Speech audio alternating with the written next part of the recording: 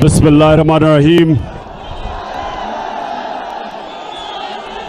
इय्याका नअबुदु व इय्याका नस्तईन।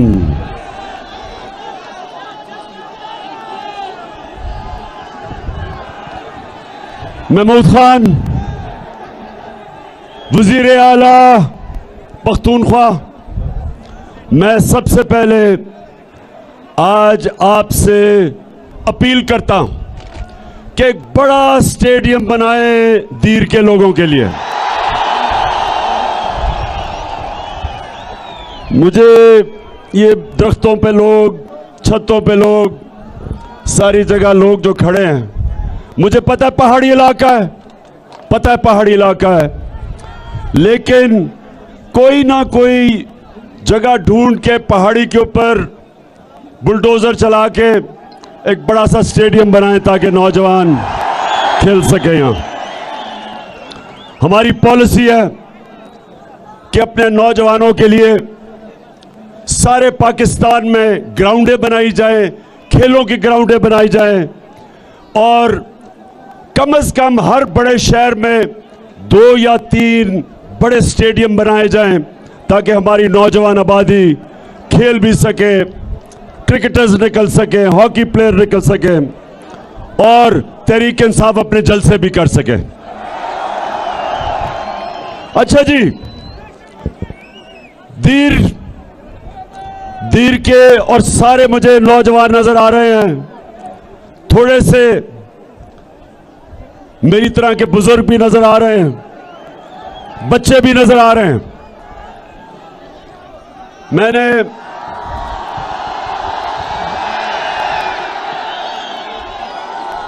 हमारा सुने सुने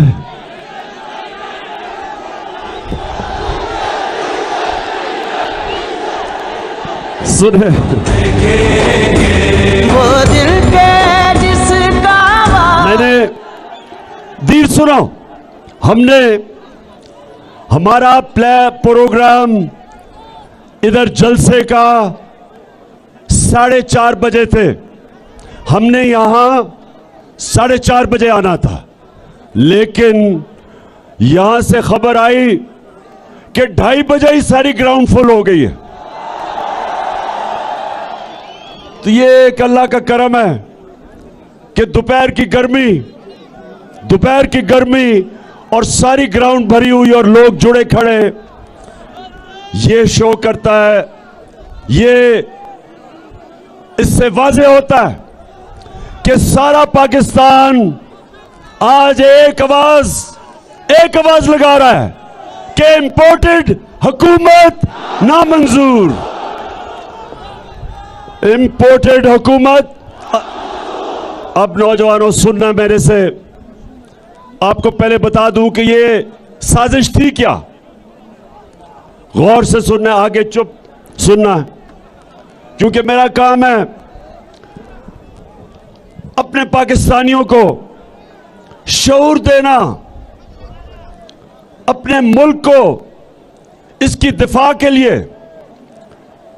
राय हक के लिए, इंसाफ के लिए, अपनी कौम के लिए।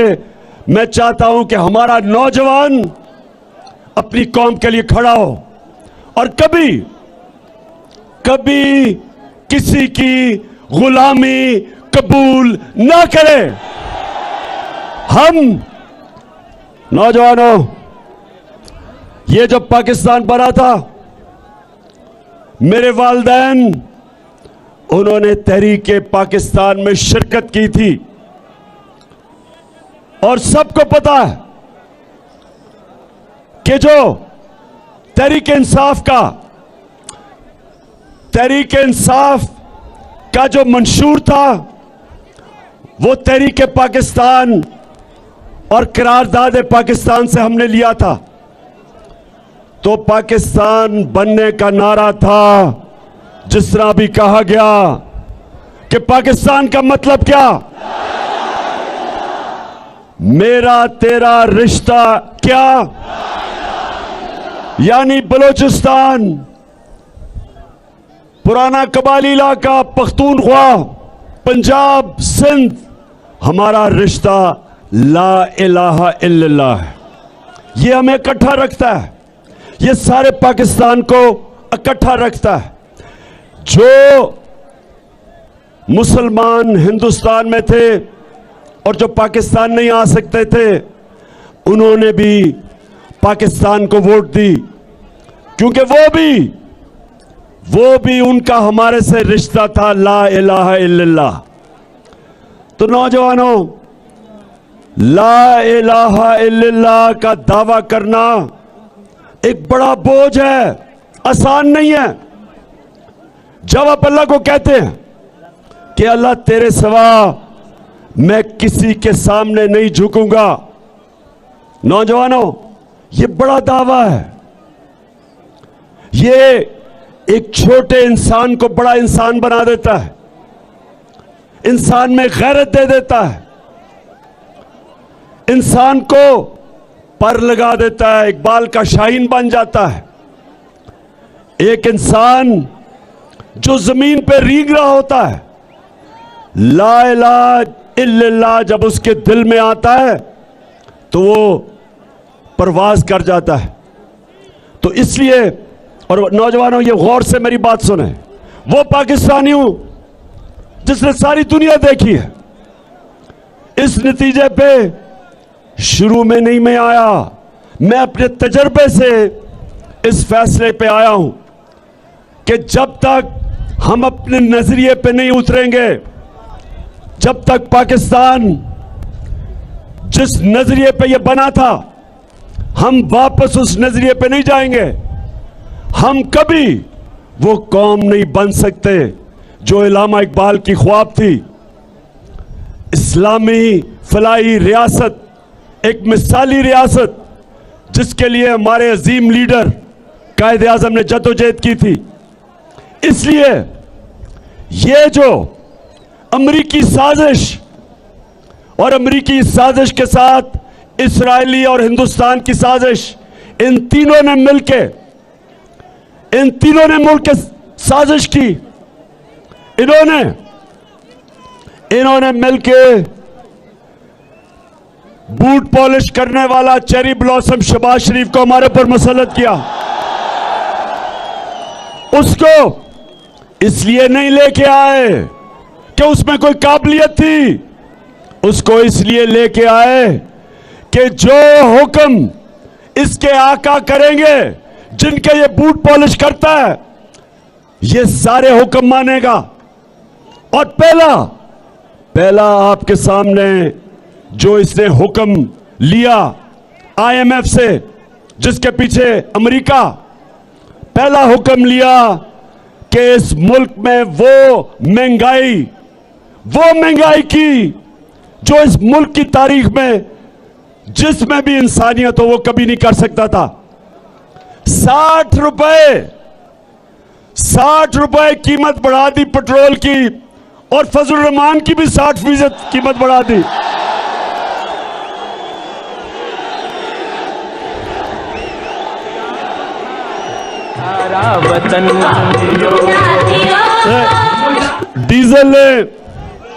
डीजल ने जब से डीजल को जब पता चला कि उसकी कीमत 60 रुपए बढ़ गई, वो उम्रा करने चला गया।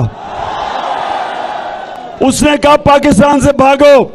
पहले ही डीजल की आवाजें लग रही थी, अब वो पब्लिक में कैसे जाएगा, वो उम्रा करने चला गया। और उम्रा करने भी भेस बदल के गया, क्योंकि मुझे शक है कि वहां भी लोगों ने देख लिया तो वहां भी डीजल की आवाजें लग जाएंगी। हालांकि हम उन मुकद्दस जगहों में ये कहते हैं कि कभी किसी पे आवाज ना लगे, लेकिन सुने, खामोशी सुने जरा। अब हमारी जब हुकूमत थी, हमें भी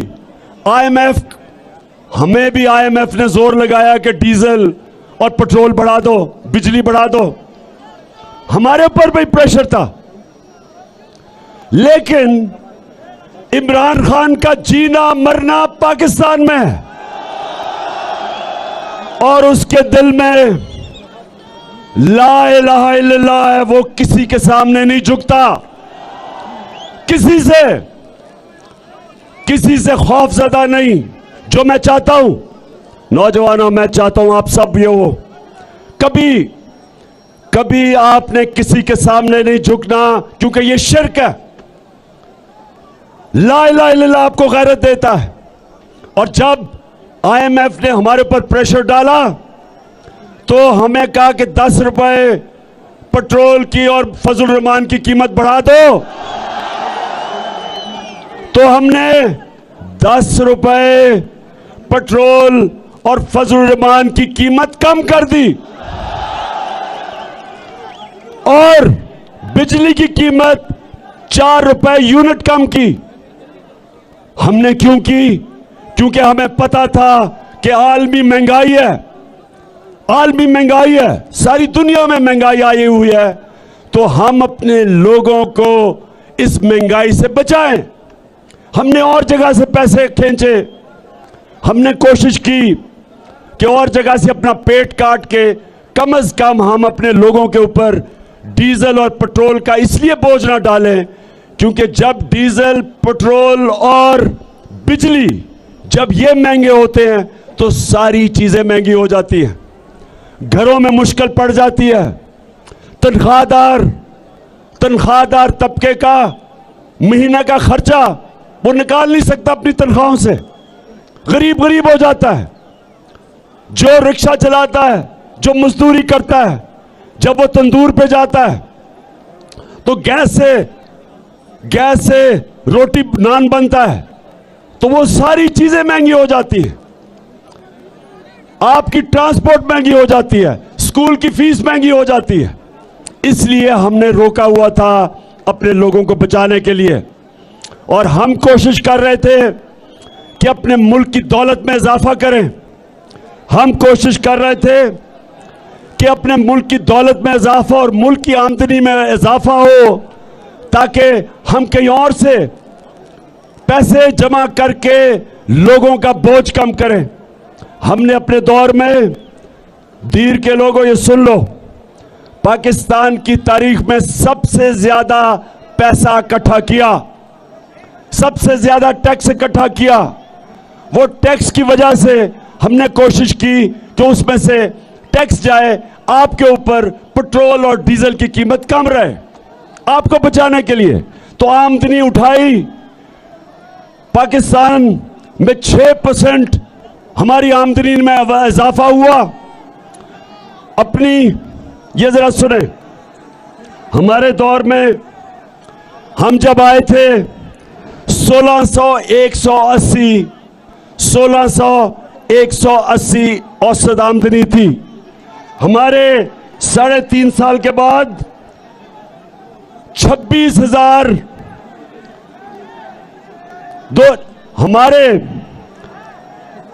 हमारे फिर से मैं बताता हूं, हम जब आए थे 16,180 औसत आमदनी थी, यानी अमीर गरीब के मिला के जो औसत आमदनी है वो 16,180 थी।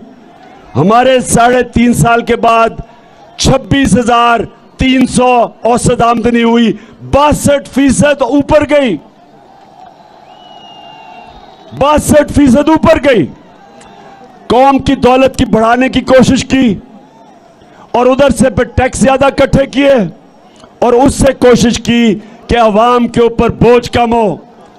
हेल्थ कार्ड लेके आए कि हर खानदान के पास 10 लाख रुपए की हेल्थ इंश्योरेंस हो, किसी भी अस्पताल में अपना इलाज करवा सके। एहसास के प्रोग्राम लेके आए, कामयाब पाकिस्तान के गरीबों को सूद के बगैर कर्जे दिए जाएं, बिजनेस के लिए, किसानों के लिए। सारी कोशिश की कि मुल्क में अपने लोगों के, अवाम के ऊपर बोझ कम किया जाए, नीचे से तबके को ऊपर उठाया जाए। और मुझे खुशी ये थी, दीर के लोगों सुनो, हमारे दौर में सारे बर्रे सगीर में जिस मुल्क ने सबसे ज्यादा रोजगार दिया वो पाकिस्तान था। तो हमने क्यों ये कोशिश की? क्योंकि हमारे ना इमरान खान के पैसे बाहर पड़े हैं, ना इसकी दौलत बाहर है, ना इसकी बिजनेस बाहर है, ना इसके कारखाने बाहर हैं। इमरान खान का जीना मरना पाकिस्तान में है। लेकिन इंपोर्टेड हुकूमत के सरबराह आसिफ जरदारी और शहबाज शरीफ और नवाज शरीफ, इन सारों के दौलत मुल्क से बाहर पड़ी है। इनके पैसे चोरी के मुल्क से बाहर पड़े हैं।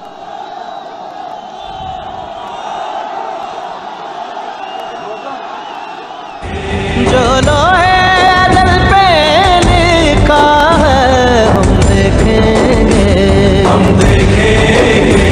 लाजिम है कि हम भी देखेंगे। सो आज रात को एक और तोहफा दिया इस इंपोर्टेड हुकूमत ने। पहले पेट्रोल और डीजल 60 रुपए लीटर बढ़ा दिया। अब रात के अंधेरे में 45% गैस की कीमत बढ़ा दी। 45% गैस की कीमत बढ़ा दी।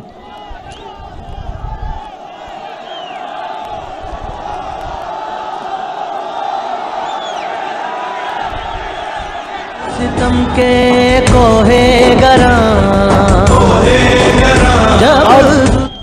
अब दीर के लोगों, जरा आराम से और सामने खड़े हो मेरी बात सुनना, शोर नहीं करना। क्योंकि मैंने नौजवानों को जब मौका पता नहीं अगला आपके सामने कब आता बात करने का, मैं चाहता हूं कि आप आज समझ जाएं कि पाकिस्तान से क्या साजिश हुई है।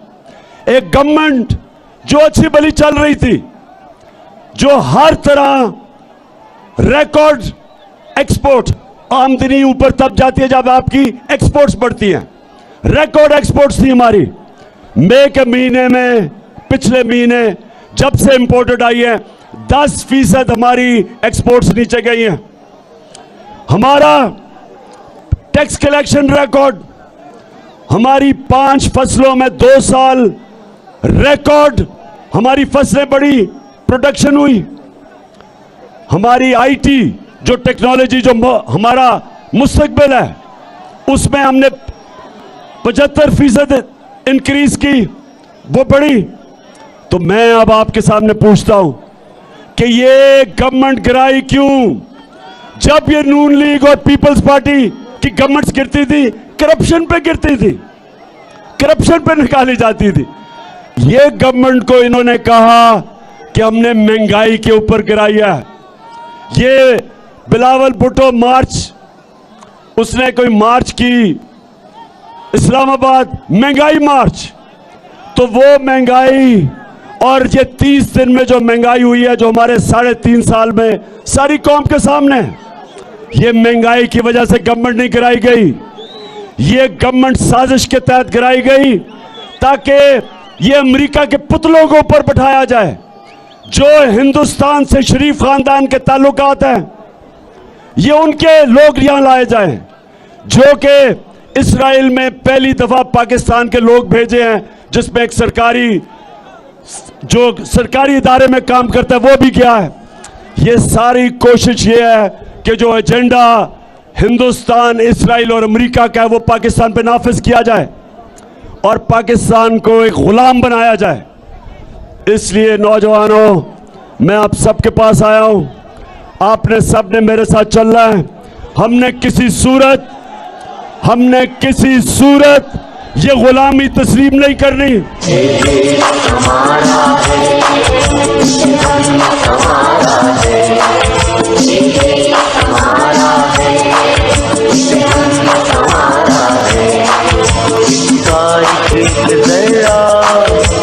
जान से प्यारा है, इसका एक जरा हमें जान से प्यारा है।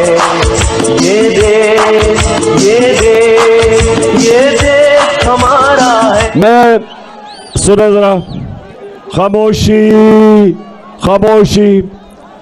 महमूद खान ने आपको बताया कि इनके 2 महीने में कीमतें कितनी बढ़ी। मैं जरा सिर्फ आपको अब गिना दूं कि आटे की कीमत, सुनते जाए जरा, आटा 38% बढ़ा, 38%। गोश्त, बड़ा गोश्त 20% बढ़ा, चावल 41% बढ़े। ये सिर्फ 30 दिन में है। चिकन, मुर्गी, जो कि वो हमजा शरीफ की मुर्गी का कारोबार है, वो 62% मुर्गी का कीमत बढ़ी, जिसको हमजा मुर्गी कहते हैं।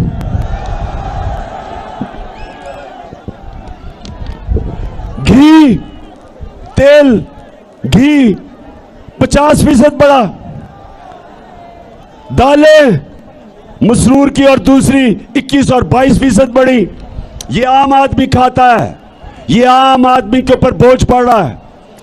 प्याज 30% कीमत बढ़ी, और और अंडे, ये भी उसको फायदा हो रहा है हमजा शरीफ को, वो 24% बढ़े।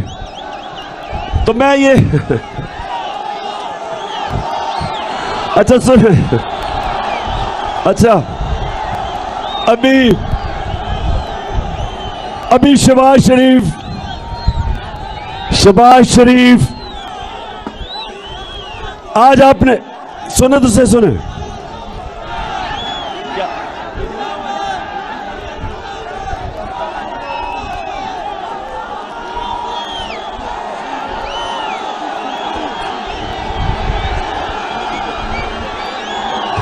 पाकिस्तान है ये, मेरा पाकिस्तान है, तेरा पाकिस्तान है ये, मेरा पाकिस्तान है। देखिए, पहले मैं शहबाज शरीफ की बात कर लूं। आजकल उसकी आपने शक्ल गौर से देखी है, बहुत घबराया हुआ है, शक्ल पे अजीब सा खौफ आया हुआ है। कहता मुझे पता ही नहीं था कि क्या बारूद की सुरंगें बनाई हुई हैं। शहबाज शरीफ, मैं तुम्हारे से एक सवाल पूछता हूं अपने तीर के नौजवानों के सामने कि शहबाज शरीफ, अगर आपसे हुकूमत नहीं होती थी तो ये साजिश की क्यों? आज कह रहे हैं जी बड़ी मुश्किल हालात हैं, तो ना साजिश करते। आज कह रहे हैं जी इमरान खान की वजह से सब कुछ हुआ, तो इमरान खान को रहने देते। फिर तो जिम्मेदारी मेरी होनी थी। अगर इतनी साजिश करके, बूट पॉलिश करके और अपनी शक्ल बूट के अंदर देख के इतने जबरदस्त तरीके से बूट पॉलिश करके आप इक्तदार में आ गए हो, तो अब जिम्मेदारी लो। हम जब आए थे, जो तुम्हारी हुकूमत गई थी, पाकिस्तान की तारीख का सबसे बड़ा बैरूनी खसारा था, सबसे ज्यादा बिजली का खसारा था, जिसको गर्दिशी कर्जा कहते हैं, सर्कुलर डेट, सबसे बड़ा था। आपने हमारे ऊपर इतने बड़े बारूदी सुरंगें बना के छोड़ के गए थे, लेकिन हमने अपने मुल्क को उठा लिया, मुश्किल से निकाल लिया। अब तुम्हारा काम है, साजिश की है, अब जरा ठीक करके दिखाओ, बजाय इधर उधर ना भागो, तुर्की ना जाओ, अभी यहां बैठ के काम करो। ये बजाय काम करने के, कहते जी शहबाज शरीफ सुबह 7 बजे काम पे पहुंच जाता है, तो 7 बजे अगर काम पे पहुंच जाता है, तो ये जो उसने अवाम का माशी कत्ल, जो महंगाई के समुद्र में अवाम को डुबो दिया है, क्या 7 बजे ये करने आता है ऑफिस? बड़ा हम सुनते थे, बड़ा जी शहबाज शरीफ जबरदस्त काम करता है। शहबाज शरीफ का काम सिर्फ इश्तिहारों में होता था, हर इश्तिहार के अंदर शहबाज शरीफ की शक्लें। असल काम अब पता चलेगा कि हमने एक मुल्क जिसका दिवालिया निकाला हुआ था तुमने, उसको उठा के हम ऊपर लेके गए। जब से तुम आए हो मुल्क तेजी से नीचे जा रहा है।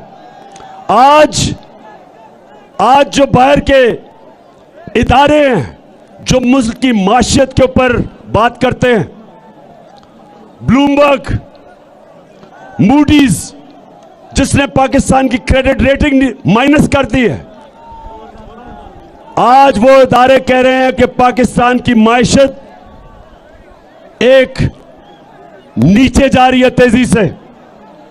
आज वो बाहर के इदारे कह रहे हैं महंगाई के अलावा हमारा रुपया गिर रहा है, 200 रुपए पे डॉलर पहुंच गया है।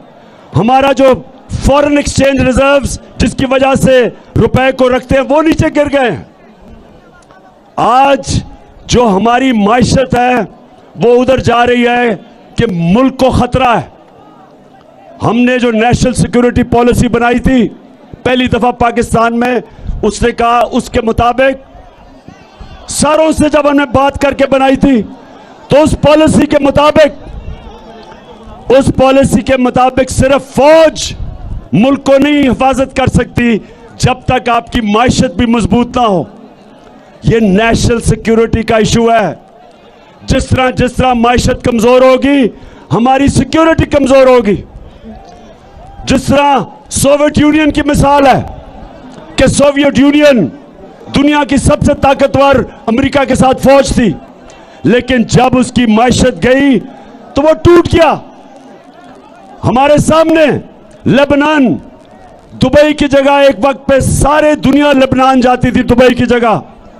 आज वो मुल्क बैंकरप्ट हो गया, 60% आबादी उसकी गुर्बत की लकीर से नीचे चली गई। तो मुल्क, अगर हम आज मेरी तरह के लीडर ना बताएं कि मुल्क किधर जा रहा है, हम अपने मुल्क से ज्यादती करेंगे। ये इस तरह है कि जिस तरह बाप आप अपने बेटे को कहता है कि अगर तुम ये रास्ता इख्तियार करोगे तुम अपनी तबाही का रास्ता ले रहे हो।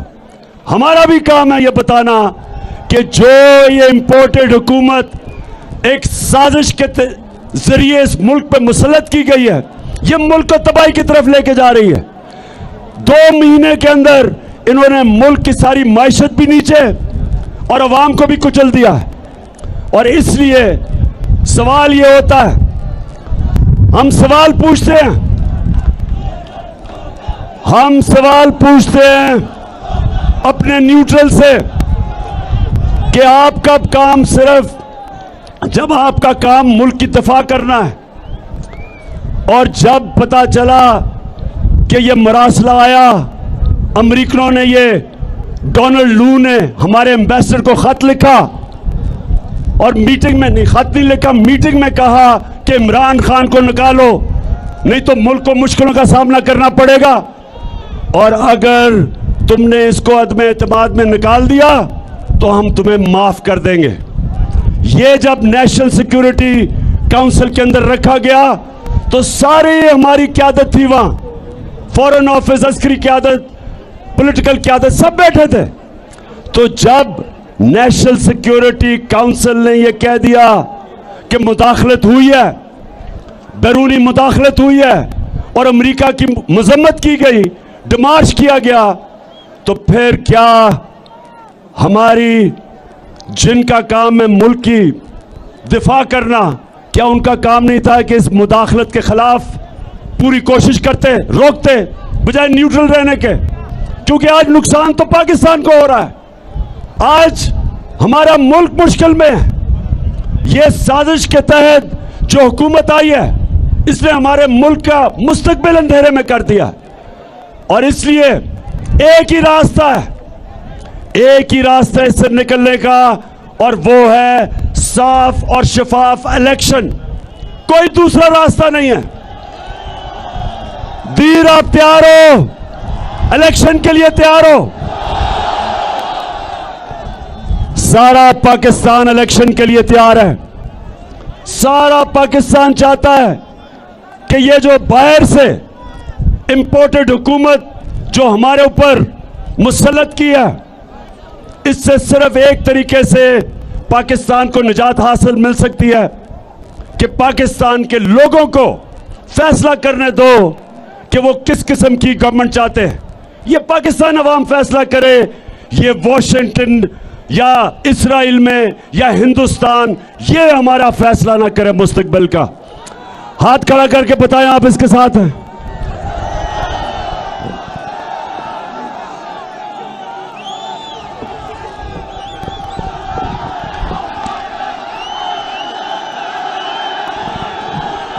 माशाल्लाह माशाल्लाह। अच्छा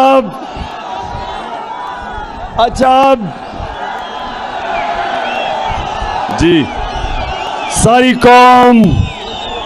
कौम की ये आवाज है, सारा मुल्क ये चाहता है कि इस मुल्क में अवाम की राय से हुकूमत बनाई जाए, कोई भी बाहर से हमारे ऊपर हुकूमत मुसल्लत ना की जाए।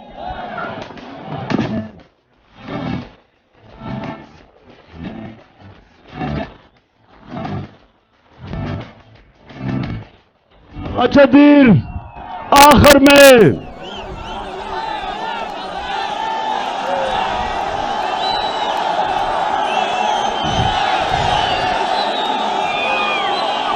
में सुने, मेरी दीर के नौजवानों, मेरी कोशिश है कि मैं अपने नौजवानों की तरबियत भी करता जाऊं। दुनिया की तारीख सुने जरा, दुनिया की तारीख एक चीज बताती है, जो अल्लाह हमें कुरान में कहता है। अल्लाह कहता है मेरी जमीन पे निकल के देखो कितनी कौमें बर्बाद हुई, कितनी कौमें बर्बाद हुई जो मेरे हुक्म पे नहीं चली। अल्लाह का हुक्म है राय हक का, इंसाफ का। जो कौम जुल्म का मुकाबला नहीं करती, जो कौम जुल्म के बुत के सामने झुक जाती है, जो कौम इंसाफ के लिए नहीं खड़ी होती, अल्लाह उसको खत्म कर देता है और नई कौम ले आता है। कुरान की आयत है कि मैं किसी और कौम से तब्दील कर देता हूं। तो पाकिस्तानियों ये याद रखें कि ये बड़ी मुश्किलों से पाकिस्तान मिला था हमें, लाखों जानों की कुर्बानियां थी, एक अजीम लीडर। हम खुशकिस्मत थे कि हमारे पास कायदे आजम जैसा लीडर था जिसने अपनी जान के ऊपर खेल के इस मुल्क को बनाया। हम बहुत खुशकिस्मत हैं। इसलिए इस कौम को बचाना हम सब की जिम्मेदारी है। इन चोरों और डाकुओं को आया था अपनी चोरी बचाने के लिए, करप्शन बचाने के लिए। 16 अरब रुपए के नैब में केस थे, FIA में, और 8 अरब रुपए इसके और इसके बच्चों के नैब में केस थे। 24 अरब रुपए के करप्शन के केस थे। केस पूरे हो चुके थे, इसको सजा मिलनी थी। इसको जब ये प्राइम मिनिस्टर का हल्फ लिया, उस दिन इसको और इसके बेटे को जो पंजाब का चीफ मिनिस्टर है, दोनों को FIA के केस में सजा होनी थी। इनकी पूरी कोशिश इक्तदार में आने की वजह यह थी कि अपने करप्शन के केसेस से ये बचे। अब FIA के ऊपर बैठ गए और FIA के ऊपर इन्होंने तब्दीलियां की हैं, अपने ऑफिसर लेके आए हैं। शुक्र है कि सुप्रीम कोर्ट ने यह केस उठाया है और ये आज सारा पाकिस्तान देख रहा है कि क्या इस मुल्क में सिर्फ छोटा चोर जेल में जाएगा, क्या बड़ा डाकू इस मुल्क में हमारा इंसाफ का निजाम पकड़ सकता है या नहीं पकड़ सकता। अभी तक हमारा इंसाफ का निजाम सिर्फ छोटे चोरों को पकड़ता है, बड़े डाकू नहीं पकड़े जाते। और ये भी नबी ने कह दिया था सल्लल्लाहु अलैहि वसल्लम ने कि वो कौम नहीं चल सकती जो सिर्फ छोटे चोरों को जेलों में डालती है और ताकतवर को नहीं पकड़ सकती। ये FIA का केस और नैब का केस, इनका ऐसा केस था कि अगर अभी कोई ताकतवर ना होता तो बड़ी 1 साल पहले जेल में होता, क्योंकि इनके पास ताकत थी, इनके पास कनेक्शन थे। ये बच गए और बचने गए हैं, और साजिश के तहत इनको लाया इसलिए गया है कि करप्ट लोग कभी स्टैंड नहीं ले सकते अपने मुल्क के मुफादात।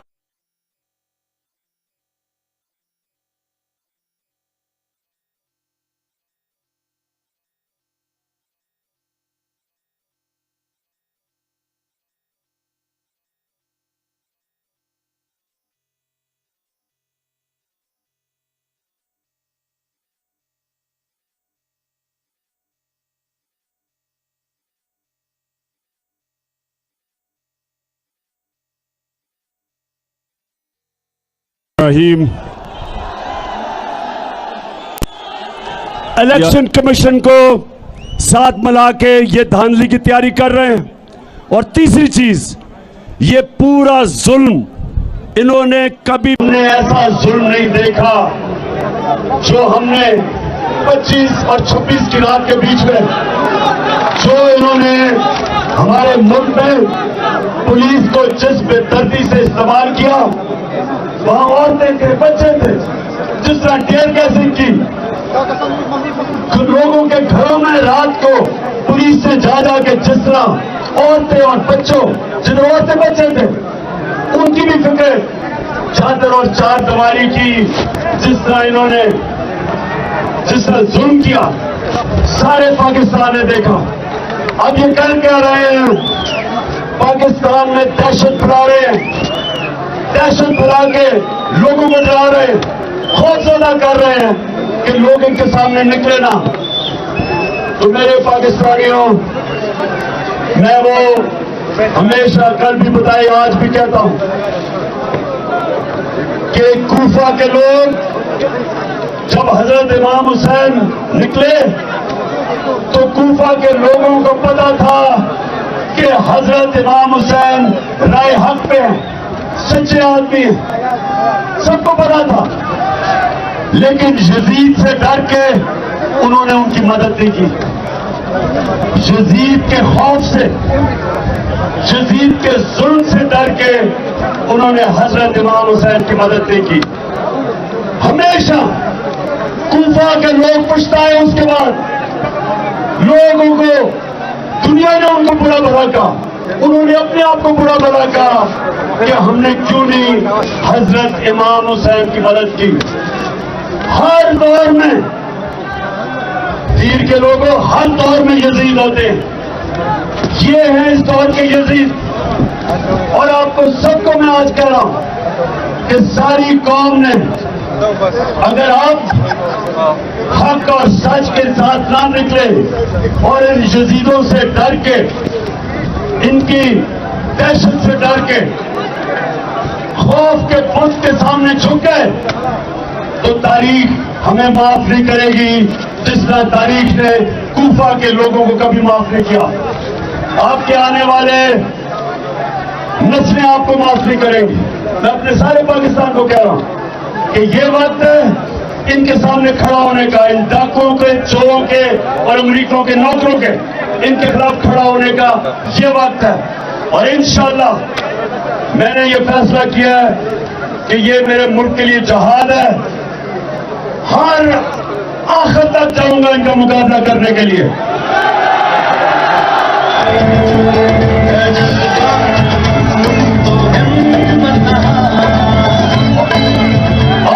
आखिर तक जाऊंगा, जब तक मेरे में दम है इनका मुकाबला करूंगा।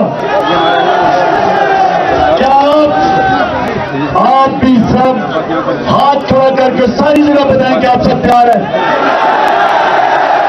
मेरे साथ निकलोगे आप सब? इंशाअल्लाह, इंशाअल्लाह, और जीत इंशाअल्लाह हमारी होगी। पाकिस्तान जिंदाबाद।